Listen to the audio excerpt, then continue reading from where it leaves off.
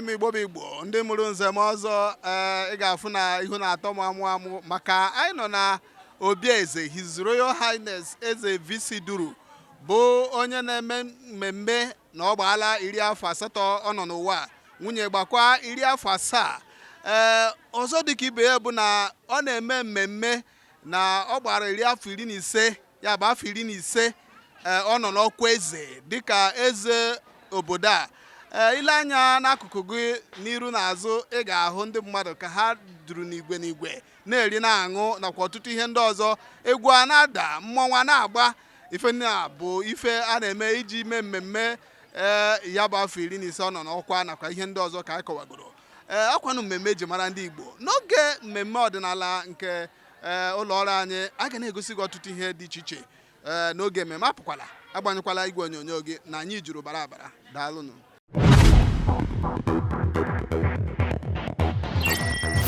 Nkwadebe ya bụ mmemme ka na-agakwa n'ihu. Nke a bụ oche ndị ọbịa ga-anọ. Ile anya ị ga-ahụ na ụmụ nwanyị na-esi na-afọtu.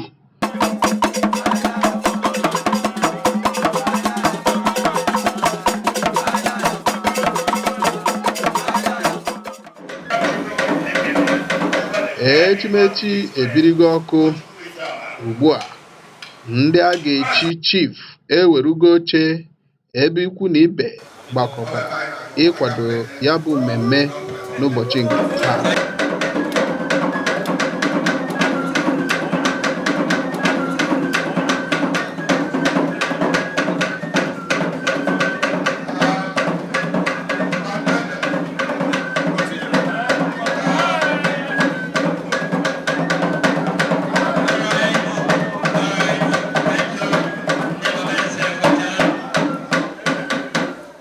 Dịka isi na-ahụ, Eze VC Duru na-echi Maazị Dona Ijeoma echichi ugbu a dịka Chief Dona Ijeoma.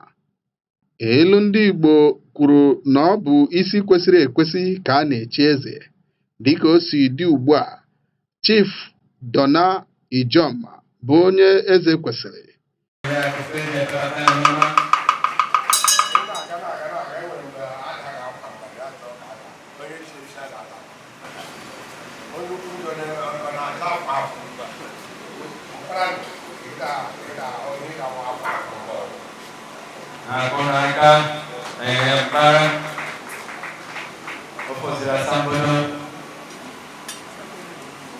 He also will do that for us.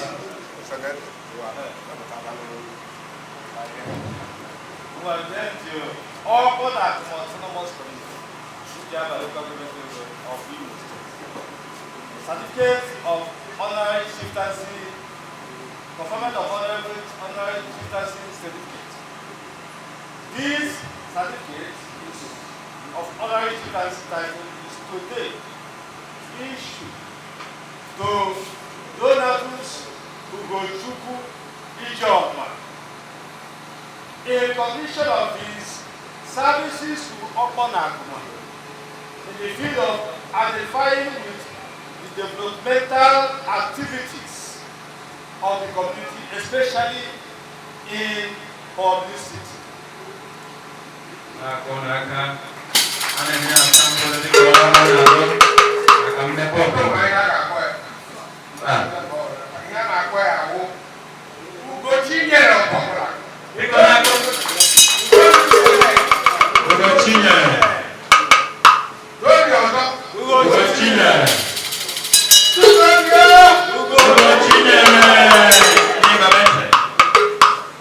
Ugbu a His Royal Highness Eze VC Duru na-enye ndị ochiri echichi asambodo nke bụ obi isi ike ha n'oge ọhụrụ ha ruru na ndụ.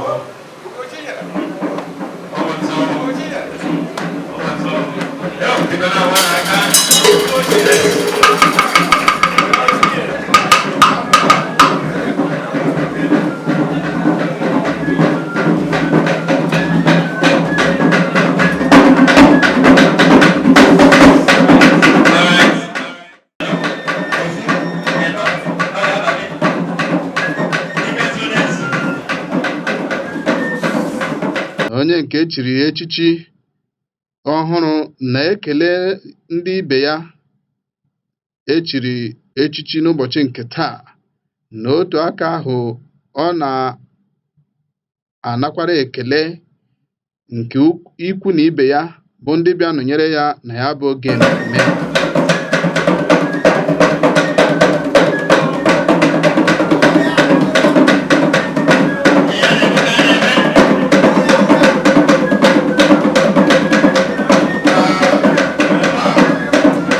N'aka nke ọzọ, Ugeze bụ nwunye eze na-ekpunyekwa ndị nwunye ndị echiri echichi okpu ma na-enyekwa ha aha ọhụrụ nke Igbo kpọrọ lọlọ, maka na ndị Igbo sị na ahụ dị mkpa ahụ ogologo imi ya, ihe kwụrụ ihe akwụdebe ya.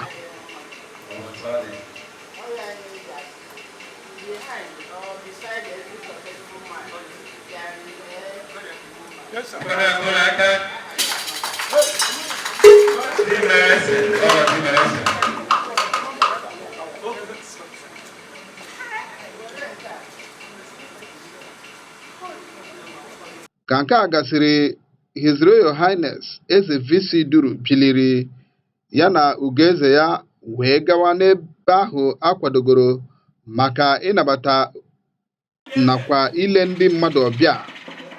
Igwe mmadụ sochirikwara ya n'azụ maka na gidigidi bụ ugwu eze.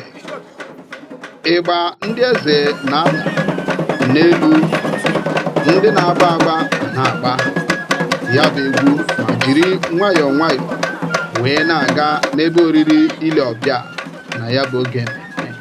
Ka anyị gbaa ụfọdụ ajụjụ ọnụ.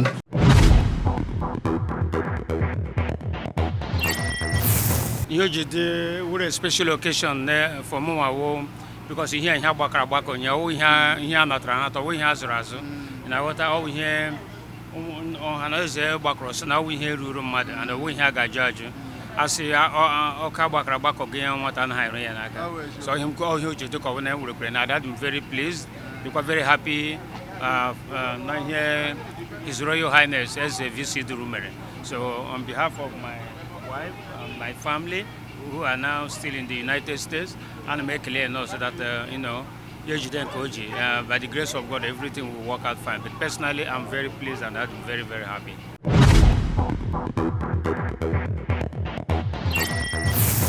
Onye ọbụla ọ masịrị n'obi ịnọrọ n'ụmụnna gị na kọmuniti ebe ị nọ, echele mgbe ego juru gị akpa na-awụsị n'ala before ị na-eme ihe. Ihe rutere gị na ọ bụrụ na ị nwere 10 naira, ị nwere ike iwepụ 6 naira out of it were mere ụmụnna gị ihe, ma ọ were nyere onye ọbụla ihe na-enye nsogbu, onye ọbụla nwere problem kpere Chineke ga-enyekwa gị ọzọ. Echile mgbe ị nwere 10,000 ma ọ 1 million or 2 million before ị na-eme ihe, etu ọbụla ọha gị na-agba were mewe. Ọwụ ihe ọ dị ka mere, ọwụ ụmụnwakara jiji n'obodo a, ọhụkwa ụmụnwakara netin, mana ọwụ the type of person ọ na-amasị n'obi nwa ebe ihe na-eme, nwa onye nsogbu dịrị, enwere m ike m ga-enyere onye ahụ aka. So ọwụ ya adị m sure na ọwụ ya ihe ndị obodo m jiri sị ka ha chee m echiche a today.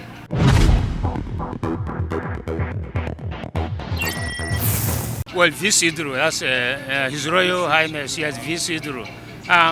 VC Duru 1980, ọwụ ya wee nyere m aka m abanye na immigration, ma arụwa na immigration. Ọwụ ya help promote, he helped me mee nweta ọrụ ebe ahụ. From 1980 to 1983 before I got to the United States. So when the type of person that people like, he has helped so many people and just countless. Ihe mere ndị mmadụ awụ ihe iji ọ na-ekwu. Enugo, more than get me appreciate for the rest of my life. I've told that to everybody. I've told that to my wife and then on way ma. So when I'm problem no, as long as I'm doing though, I can make it here. You know, here will problem over. I can make me will marry a king because how we are with Thank you very much. No one, one young people. Na me yon me jisini ke nego onre do no gwa me ihe na ade himma but on no dey when something on na-eme na so ni jide no ko ni dey no jisini ke on adakwala mba to na top lot mo on wa wundi na interview mo onye video mo onye everybody because on jisi ke nego chukwu ko si ni no we no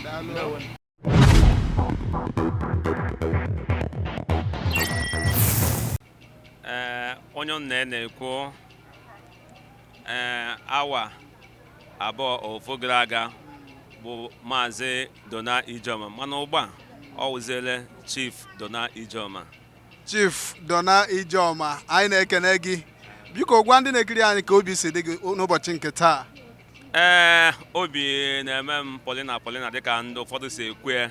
Obi dị m ụtọ na onye nwe anyị mere ụbọchị dịka nke a taa, ma wụ onye ahọpụtara na ndị a ga-echi echichi chief n'ụbọchị. Ọ dị mma, enwere ike ịgwa ndị na-ekiri anyị ọrụ ịrụrụ na obodo a eji wee chie gị ya bụ echichi? Dona Ijoma dịka m siri ekwu, o nwere ihe m na-eme pụrụ iche na ikuku, ihe nke a na-akpọ ihe agba n'aka adịghị enyo elie. Ejila m ihe ahụ mee bulie aha obodo a elu n'ụzọ pụrụ iche, mekwere ndị obodo jiri ghọta na ihe mmega ha dị ha mma. Ha sị na ha ga-akpọpụ na ndị a ga-esi echichi n'ụbọchị taa. Ọ taa ka o siri mee.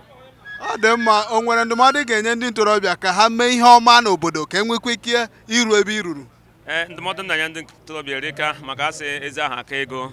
Ọ ga-adị mma onye ọbụla nke ọ na-eme mezie ya ọfụma. Ọ ga-abụ eji ya na-echeta gị mgbe a na-ahụ onye ahụ. Ọ dị mma, udo dịrị gị nna anyị ukwu. Udo dịrị gị.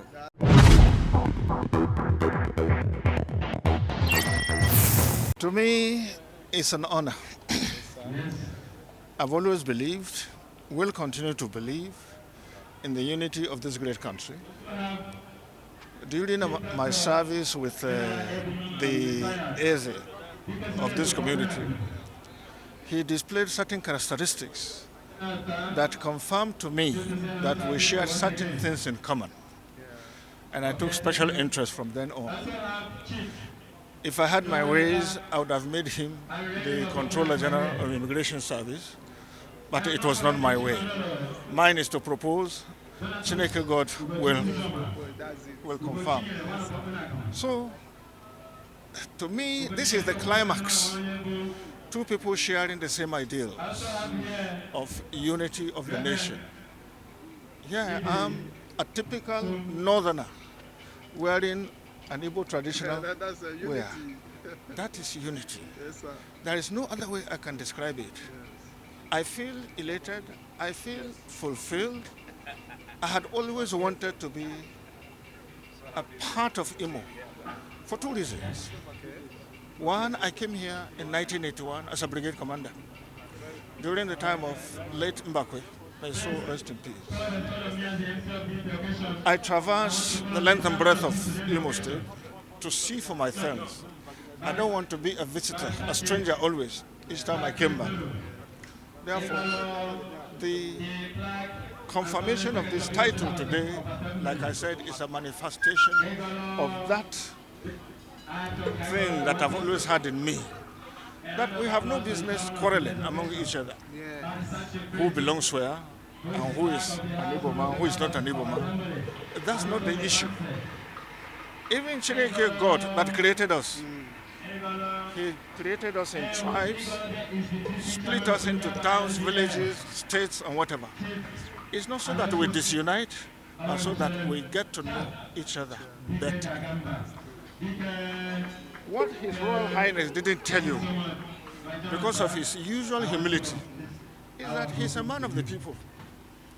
As an immigration officer, he had the love of his people at heart.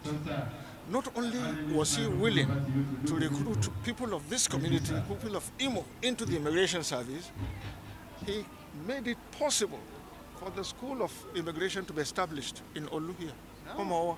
That's great.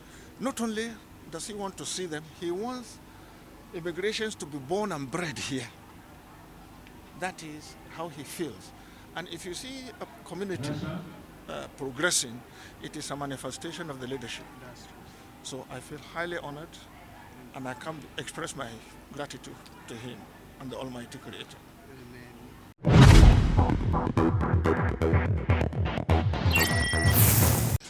Well, all I can say is standing beside General is one of the finest Nigerians, a true Nigerian. And why we're here today, this was something that was done back 29 years ago.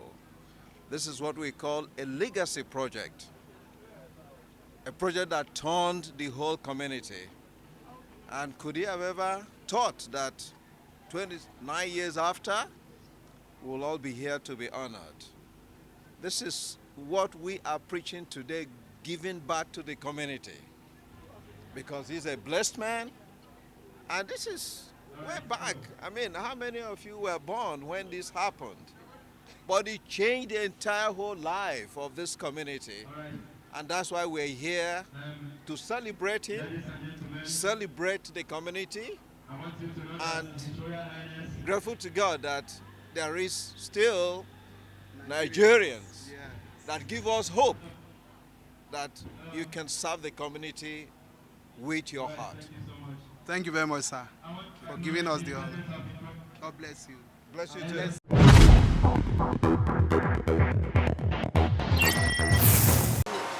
Biko n'aha ndị eze niile n'ebe a, anyị natala ọjị, anyị hụkwala na ya, anyị nọ n'obi ikwu ike mere anyị ọdịrị anyị ọjị.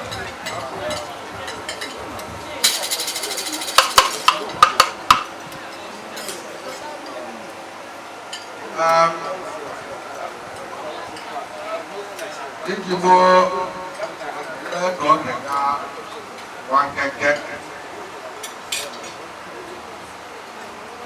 a na-agọzi ọjị a n'ọnọdụ na onye reverend eburu ụzọ kpọkuo Chineke. Ekpere ahụ ekpere Chineke anabatago ya. Nke abụọ mmadụ ga-eche na-aba 80 years na 70 years. Onye ọbụla bịara nga 80 years na 70 ga-awere ya nwa afọ enwere. Onye ọbụla ga-aba karịa 80 na 70. Na-atọ ndị niile chere eze, o nwere ndị chikile 30 something 40 something. Amụrụ nsọ nsọ 15. Ụbọchị ndị nke chekere mọdan 15 eruba ya akọ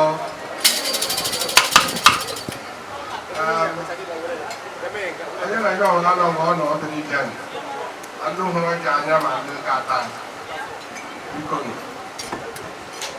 ngozi Chineke nyere onye Igbo ya ga-erute onye ọbụla na onye nwaanyị.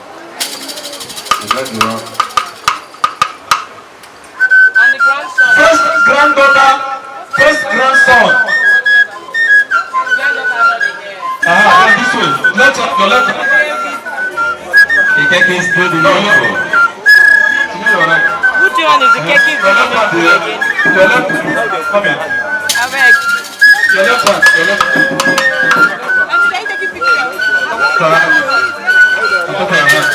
Your left hand. The same thing. Wait. Your right hand on top of your wrist. Your right hand, your right hand. Put your right hand here. No, right. Listen, your right hand on top of your head. Then your right hand on top of your head. Your right hand this way, this way, this way. Okay, okay.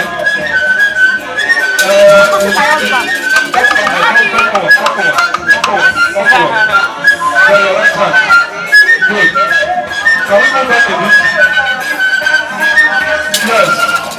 Ugbu a n'ezie mmadụ niile eruola ma were chọọ oche n'ebe a na-ele ha ọbịa. Erimeri na ihe ọṅụṅụ ga-erutechakwa onye ọbụla aka maka na bịa rie abụghị bịa rụọ. Ịkụ ngaji n'eze ọ na-adụ mma. Eze awaala achịcha o ji mee mmemme ịgba 80. Nwunye ya wee gbakwa 70. Ọ na-aga n'obi ya ịnabata ndị ga-abịa bunye okpe ekele n'ụzọ pụrụ iche. Ndị a bụ ndị abịrịba na-egwu isi na isi wee na-agba egwu. Ha bịara iduru eze gaa n'obi ya.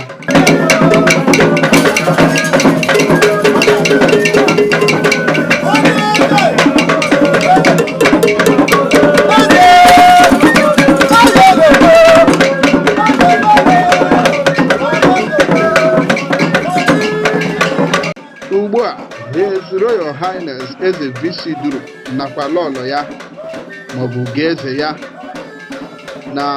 nakwa ndị ichie ya abatago ma were oche n'obi eze ịnabata ndị na-ebutere ya ukpe ekele nakwa onyinye dị iche iche maka mmemme ịgba 80 na ihe ndị ọzọ maka na Igbo kwuru na agba ha aka efo nwata eze. Ka a na-atụ anya ya bụ ndị na-abịa ibunye eze ukpe ekele, ndị mmanwụ dị iche iche bịakwara ikele eze.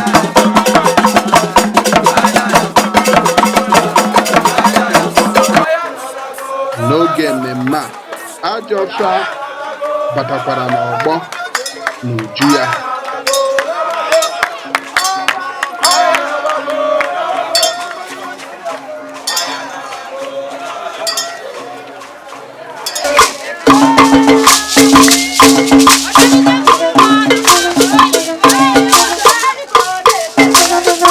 Ụmụ nwanyị jikwa egwu ha wee na-emerụba ụbọchị.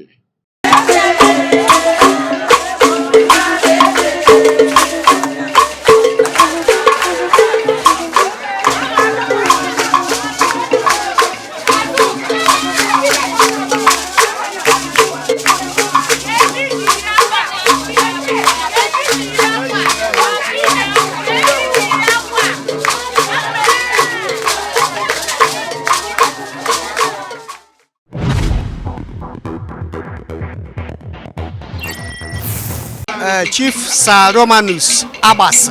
Chief Alphonsus Mother Abuchi Onwemeka. Honorable Lolo Mbadi Francisca. His Royal Majesty, Eze Dr. Isi Okeke. Chief Sir Romanus Ezekogeri, the Eze-elect of Egwe, the Ancient Kingdom.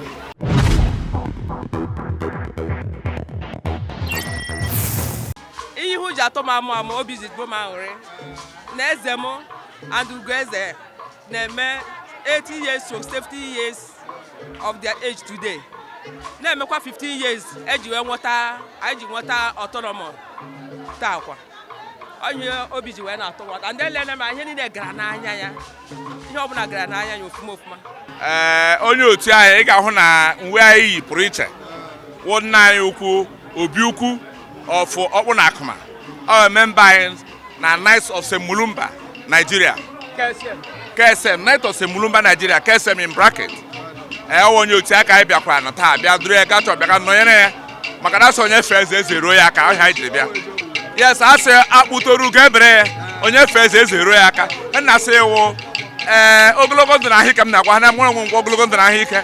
By this time next 10 years ọgọ night anyị bịa ahụkwa ma nke ma anyị Chineke eme anyị dị ndụ. Unu na-agbagotekwa anyị na-agbagote n'aha Jizọs Kraịst bụ onye nwe anyị. Eze VC Duru. In fact, my uncle ka ọ bụ my mother, my grandmother tọrọ mma ya, the same mother and father. Mụ are from Ata and the young one from Nkume. So, in fact, always ezigbo mmadụ. VC Duru ezigbo mmadụ. Ihe anyị na-agụrụ ya ọfọ ndụ. Si ya ọ ga-anọkwu more years. Anyị nwakwa anọdụ maka na ya nwa anọdụ anyị nwa nwụcha onwedị uru ọ bara anyị. By this time 10 years na-abịa abịa unu ga-abịakwa ebe a anyị nwa ga-abịa ebe a.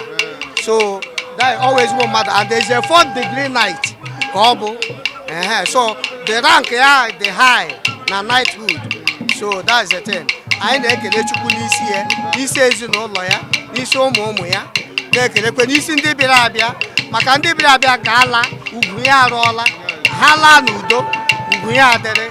So anyị na-ekele ọha na eze bịara ha niile ga-ala n'udo n'aha Jizọs. Amen. Ihe atọ ka a na-eme kemgbe owo eze anyị agbaala ohu afọ 4, nwunye gbaa ohu afọ 3 ọ na-eme 15 ewu kọmuniti anyị taa anniversary ka na-eme. So ihe magburu onwe ya. Yes. Asa enwere barrel abụọ nke triple barrel ka na-akpọ ya. Daalụ. Ụbọchị taa bụ ụbọchị dị mma maka ofu nwanne m nwoke Eze Duru ndị eke na-esote anyị ndị eke nọ n'okpuru m ọ bụ ofu eru ọrụ gọọmenti rụtụ ya ọfụma rụcha akwọcha aka ya rịta ya as a controller immigration taa ka ọ na-eme ncheta afọ ole ọnụ n'oze na ndị afọ ole bụ ihe dị ọ bụ ihe obiọma mmadụ niile bịara taa n'ihi na ọ wụ ezigbo mmadụ ọ wụdụ ndị eze anyị na-achọ anyị na ha na-anọkọ na-achịkwa obodo anyị ihe mere taa dị anyị mma anyị so ụtọ dịrị Chineke mmadụ niile bịara ebe a taa bịara n'udo na ọṅụ rie ṅụọ soro anyị kelee Chineke ọ ga-adịrị ha mma n'aha Jizọs.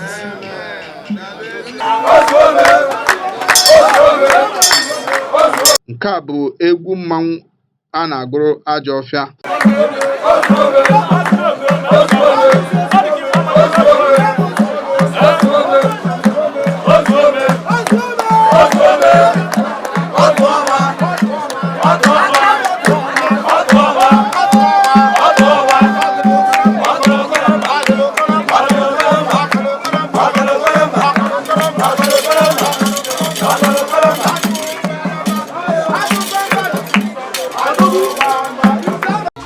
anyị na-eme n'ụbọchị taa wụ ncheta afọ ole m gbara na afọ ole Ugeze gbara. Ugeze m agbaala 17, mụnwa gbaa 18. anyị were bụkọlali ọnụ ụmụ anyị sị ka anyị bụkọlali ọnụ mee ya otu mgbe, ha wee sị ka eme ya otu mgbe, ha sịsị ka eme ya mbọchị ahụ bụ mbọchị ekwere anyị okwu dịka ndị eze ya hụ afọ 15. ọ ihe anyị na-eme omen taa ihe ekwe eme ya wụrụ sọ onye gba afọ ole ya eme eme kama onye chọpụta na ịgbara afọ nwee ahụ isi ike, ihe ndị bekee na-akpọ aging gracefully, onye ahụ were cheta Chineke were ekele ya. Echi anyị ga-aga chọọchị tọọ mma iji kelee Chineke. ya bụ ọhịa anyị na-eme omume taa, ọhịa ọnụ ji hụ egwu ji iche iche, ndị nwoke na-agba ndị nwaanyị na-agba, ọ bụ omenala anyị ka a na-eme. Nna anyị ukwu, anyị nụrụ na mgbe ị rụrụ ọrụ bekee na ị nyere ọtụtụ ndị mmadụ aka, o nwere ihe ị ga-agwa ndị dịka gị nọ ndị Igbo, ọkachasị ndị Igbo nọ n'ọkwa oyibo maọbụ ọrụ oyibo, ka ha ga-etinyere ndị na-etolite aka etu isi wee mee? Ihe m nwere ike ịgwa ha awụ oge m rutere imigreshọn wee chọpụta na ụmụaka Igbo a nọrọ ebe ahụ nwere chizi ọnwụ na aga ha abanye.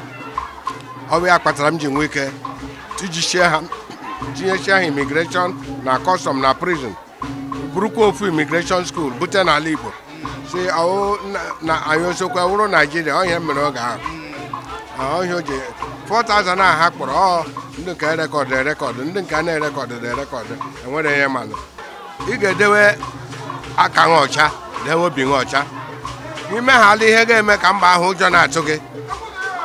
Oge niile m rụrụ n'ọrụ bekee, ihe na-akpọ m onye na-achọda ego, maka na ịchọwa ego ị enwe rank, ịchọwa rank gị hapụ ego. Oge ahụ achọrọ m rank ka m bụrụ kọntrola jeneral, gagakwana ịgara deputi kọntrola jeneral. A ga-abụ na ama onye Igbo agọrọ m akwụkwọ kọntrola jeneral n'oge ahụ. Ya ihe ahụ m chọrọ achọtara m ya, ọ bụdị ego ka m chọrọ mgbe ahụ. Ụmụazị ugbu a ego ka ha chọwara, ke nọ na nwa obere rank ego na-agụ ya, ọ gịrị amawa mgbe ọ na-anọ na-achọ ya n'ọrụ ya bara kapụta. Ọ bụ ndụmọdụ izizi m na-enyewo ego na rank ada aga. Ị ga-ebu ụzọ lefuru ego anya ngwa ụlọ ụgwọ ọnwa ha, mejie ndụ nga ụgwọ ọnwa m ga-ezuru asọ onye ụgwọ ọnwa anyị na-ezudoro overtime agịda ezuru. Ọ bụ ndụmọdụ izizi m na-enye ha. Nke abụọ wụ emekwala ihe ọjọọ, maka na ime ihe ọjọọ ya na gala ya na-alụ ihe na-akpọ interior balance.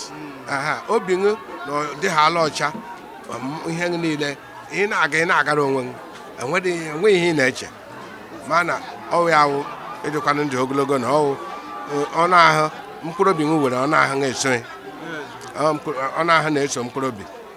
Ma enwe ihe na-enye mmadụ nsogbu ka mba aha ọrịa abịanụ, icheta na ọ nwere ihe ọjọọ i mere, ihe ọjọọ ahụ i mere mgbe ọbụla i chetụrụ m elupụ ọrịa gala ọrịa bidowene a ga-akpọ ya nke akpọ ya nke a mgbe ị na-arịada ya na-eruwere m 10 afọ 5 onye ahụ awụọla okeneme ma ọ bụla ahụ nwa ya ọ gịda agala ije ọkwana ihe ụzọ ihe abụọ m hụrụ m ga-awụ emechaa m si were kọrọ ndị ọzọ si ọkwa ihe m ji karị nga mba nkadịrị adị m eji nyo anya agụ akwụkwọ ihe edere nga ama agịtali ihe niile ahụ ọwụ ihe m ga-akwanụ ihe m kara aṅụ mma nkwelu asọ mere yist m hụ na nna m nwere aṅụ nọruo 96 years ahụ ya m chịrị aka kwue nkwelu ka m na-aṅụ.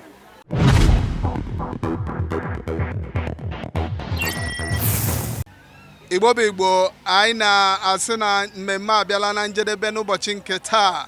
Ama m na ị nwere ọṅụ rinne ma mụtakwa ọtụtụ ihe na mmemme a.